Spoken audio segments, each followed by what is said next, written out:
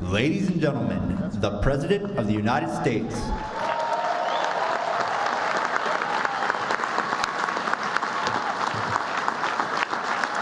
Thank you.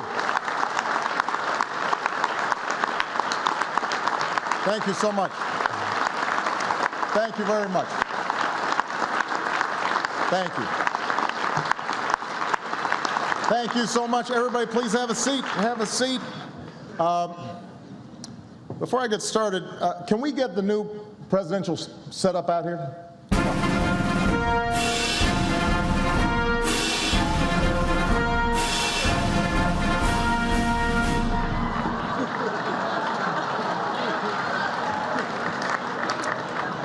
It's worked before. That's more like it. It is great to be back. What a year, huh? I usually start these dinners with a few self-deprecating jokes. After my stellar 2013, what could I possibly talk about?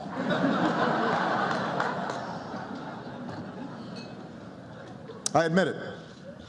Last year was rough. Sheesh. At one point, things got so bad, the 47% called Mitt Romney to apologize.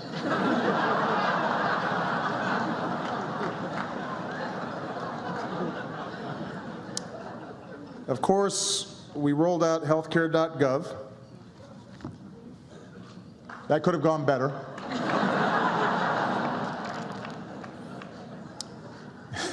In 2008, my slogan was, yes, we can.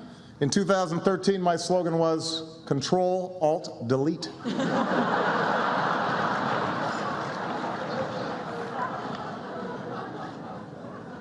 On the plus side, they did turn the launch of healthcare.gov into one of the year's biggest movies.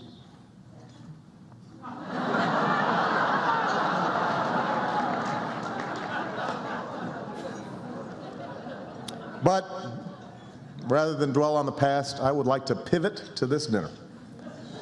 Let's welcome our headliner this evening, Joel McHale.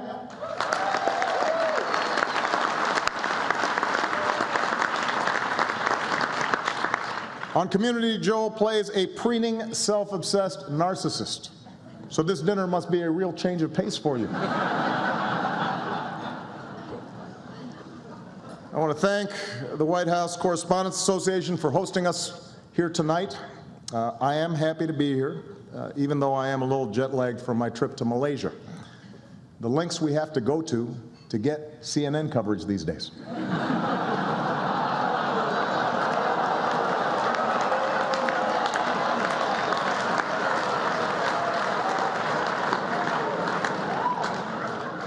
I think they're still searching for their table.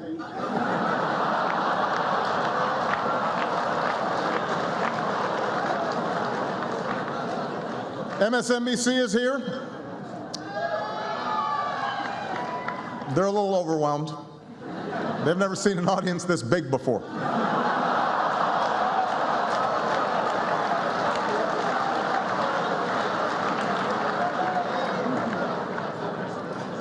But look, everybody is trying to keep up with this incredibly fast-changing media landscape.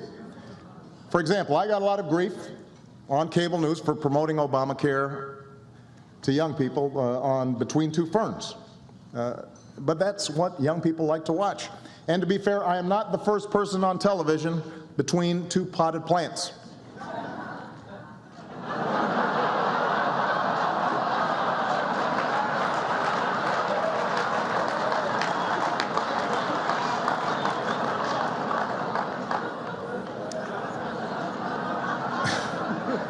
Sometimes I do feel disrespected by you reporters, but that's okay. Seattle Seahawk cornerback Richard Sherman is here tonight, and he gave me some great tips on how to handle it. Jake Tapper, don't you ever talk about me like that. I'm the best president in the game. What do you think, Richard? Was that good? A little more feeling next time?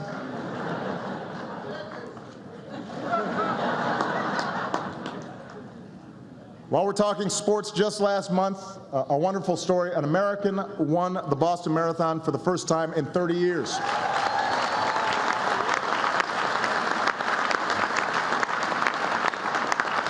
Which was inspiring and only fair since a Kenyan has been president for the last 6. We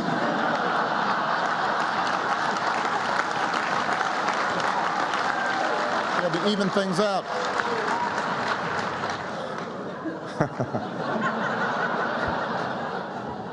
We have some other athletes here tonight, including Olympic snowboarding gold medalist Jamie Anderson is here. We're proud of her.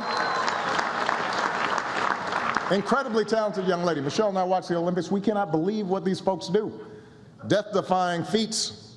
Haven't seen somebody pull a 180 that fast since Rand Paul disinvited that Nevada rancher from this dinner.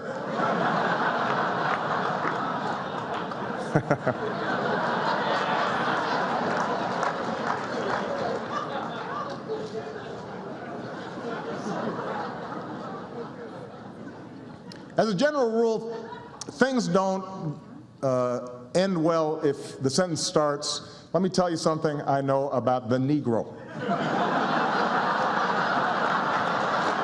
You don't really need to hear the rest of it.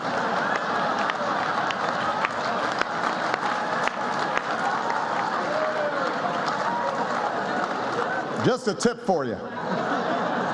Don't start your sentence that way.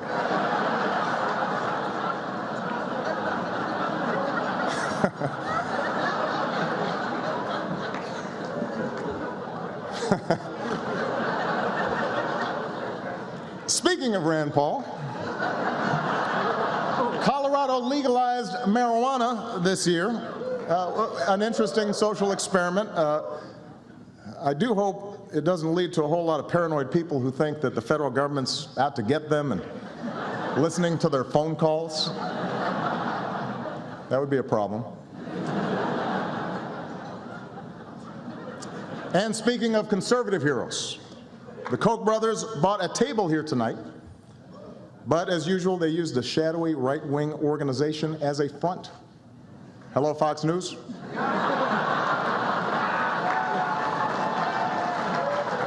I'm just kidding. Let's face it, Fox, you'll miss me when I'm gone. It will be harder to convince the American people that Hillary was born in Kenya.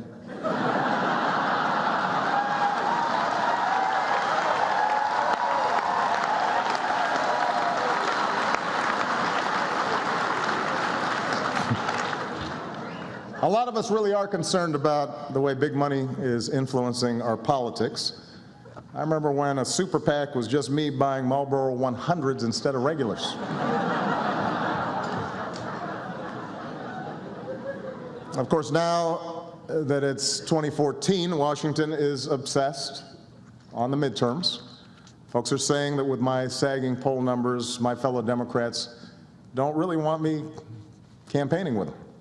And I don't think that's true, although I did notice the other day that Sasha needed a speaker at Career Day and she invited Bill Clinton. I was a little hurt by that. Both sides are doing whatever it takes to win. It's a ruthless game.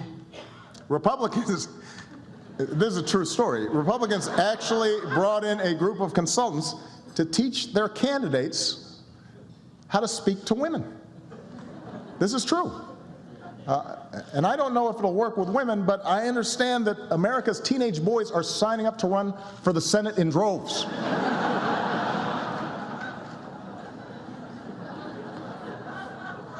Anyway, while you guys focus on the horse race, I'm going to do what I do. I'm going to be focused on everyday Americans. Just yesterday, I read a heartbreaking letter. You know, I get letters from folks around the country every day. I get 10 that I read. This one got to me. A Virginia man who's been stuck in the same part-time job for years, no respect from his boss, no chance to get ahead. I really wish Eric Cantor would stop writing me.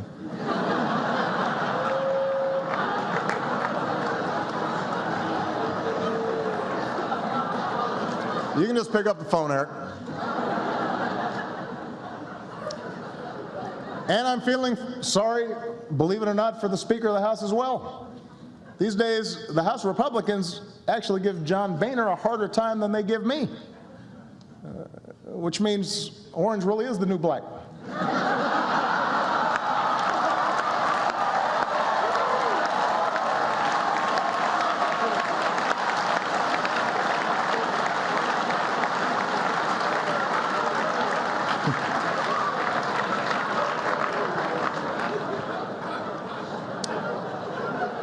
But I have not given up the idea of working with Congress. In fact, 2 weeks ago, Senator Ted Cruz and we got a bill done together. And I have to say the signing ceremony was something special. Got a picture of it, I think.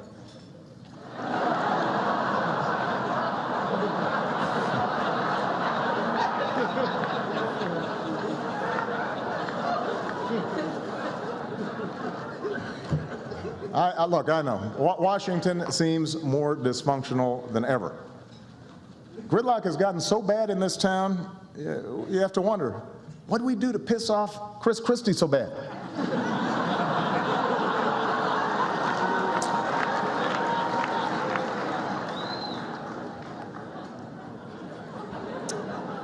One issue, for example, we haven't been able to agree on is unemployment insurance. Republicans continue to refuse to extend it. You know what? I am beginning to think they've got a point. If you want to get paid while not working, you should have to run for Congress just like everybody else.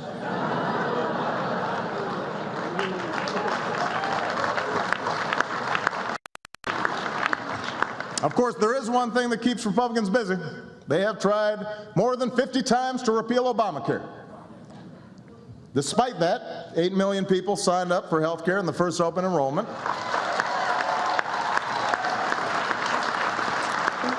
Which does lead one to ask, how well does Obamacare have to work before you don't want to repeal it? What if everybody's cholesterol drops to 120? What if your yearly checkup came with tickets to a Clippers game? Not the old Don Sterling Clippers, the new Oprah Clippers. Would that be good enough? What if it gave Mitch McConnell a pulse? What is it going to take?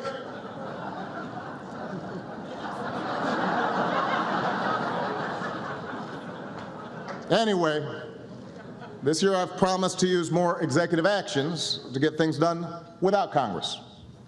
My critics call this the imperial presidency. Truth is, I just show up every day at my office and do my job. Got a picture of this, I think.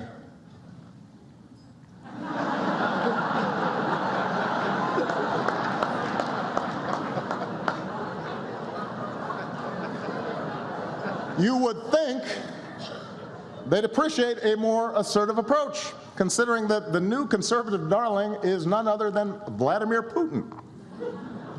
Last year, Pat Buchanan said Putin's headed straight for the Nobel Peace Prize. He said this. Now, I know it sounds crazy, but to be fair, they give those to just about anybody these days. So it could happen. But it's not just Pat. Rudy Giuliani said, Putin is what you call a leader. Mike Huckabee and Sean Hannity keep talking about his bare chest, which is kind of weird.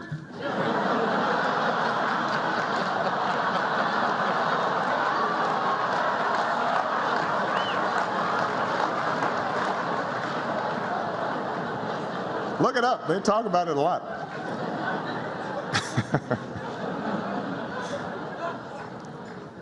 It is strange to think that I have just 2.5 years left in this office. Everywhere I look, there are reminders that I only hold this job temporarily.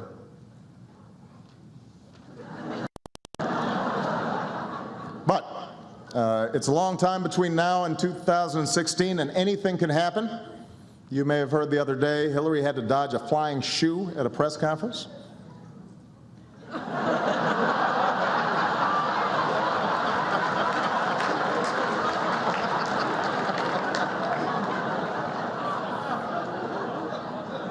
I love that picture.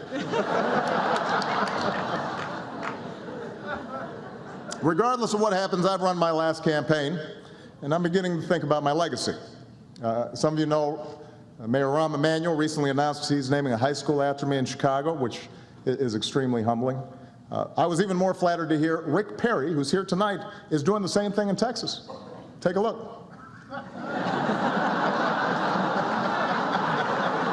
Thank you, Rick. It means a lot to me.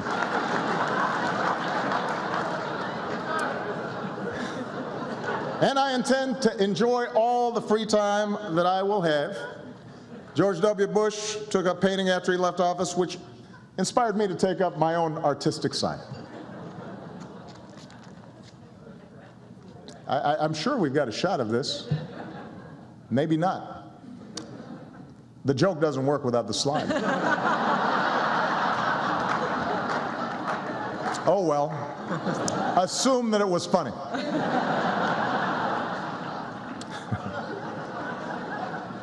Does this happen to you, Joe? It does, okay. On a more serious note, tonight reminds us that we really are lucky to live in a country where reporters get to give a head of state a hard time on a daily basis, and then once a year give him or her the chance at least to try to return the favor.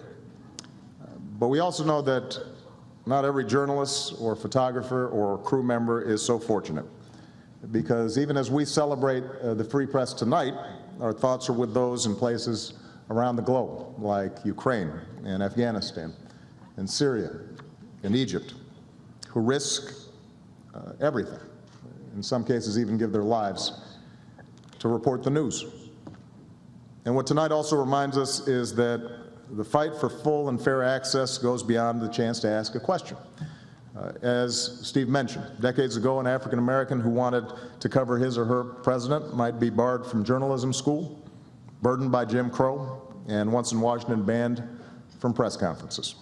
But after years of effort, black editors and publishers began meeting with FDR's press secretary, Steve Early. And then they met with the president himself to declare that a black reporter would get a credential. And even when Harry McAlpin made history as the first African American to attend a presidential news conference, he wasn't always welcomed by the other reporters. But he was welcomed by the president, who told him, "I'm glad to see you, McAlpin, and I'm very happy to have you here." Now that sentiment might have worn off once Harry asked him a question or two. And Harry's battles continued, but he made history. And we're so proud of Sherman and his family for being here tonight, and the White House Correspondents Association for creating the scholarship in Harry's name.